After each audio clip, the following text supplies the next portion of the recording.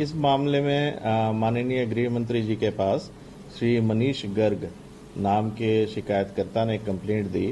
कि आशीष गुलाटी और लक्ष्य दत्ता जो आपस में एक दूसरे को मामा भांजा कहते हैं, उसमें आशीष गुलाटी ने अपने आप को माननीय एचएम साहब का ओएसडी बताया और इसके बाद उनके एक रिश्तेदार को सब इंस्पेक्टर भर्ती कराने के लिए उनसे करीब 27 लाख रुपए लिए और इस चीज़ की सारी जो एविडेंस है वह शिकायत के साथ संलग्न थी और साथ ही एक फर्जी रिक्रूटमेंट की लिस्ट और आगे मधुबन में ट्रेनिंग करने के बारे में इसका भी जिक्र था।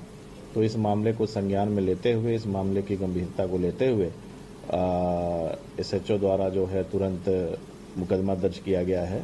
कैंट थाने में और आगामी अनुसंधान चल रहा है और आगामी अनुसंधान में जैसे जैसे साक्ष्य आते जाएंगे उस तरह उस हिसाब से कार्रवाई की जाएगी। इस मामले में माननीय गृह मंत्री जी के पास श्री मनीष गर्ग नाम के शिकायतकर्ता ने कंप्लेंट दी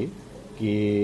आशीष गुलाटी और लक्ष्य दत्ता जो आपस में एक दूसरे को मामा भांजा कहते हैं,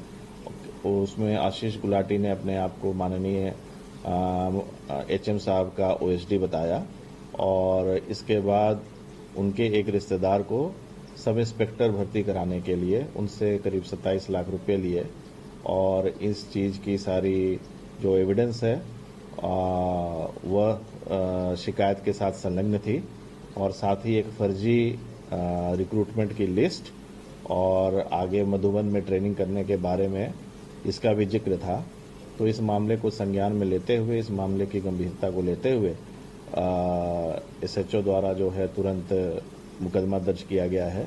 कैंट थाने में और आगामी अनुसंधान चल रहा है और आगामी अनुसंधान में जैसे जैसे साक्ष्य आते जाएंगे उस तरह उस हिसाब से कार्रवाई की जाएगी। इस मामले में माननीय गृह मंत्री जी के पास श्री मनीष गर्ग नाम के शिकायतकर्ता ने कंप्लेंट दी कि आशीष गुलाटी और लक्ष्य दत्ता जो आपस में एक दूसरे को मामा भांजा कहते हैं, उसमें आशीष गुलाटी ने अपने आप को माननीय एचएम साहब का ओएसडी बताया और इसके बाद उनके एक रिश्तेदार को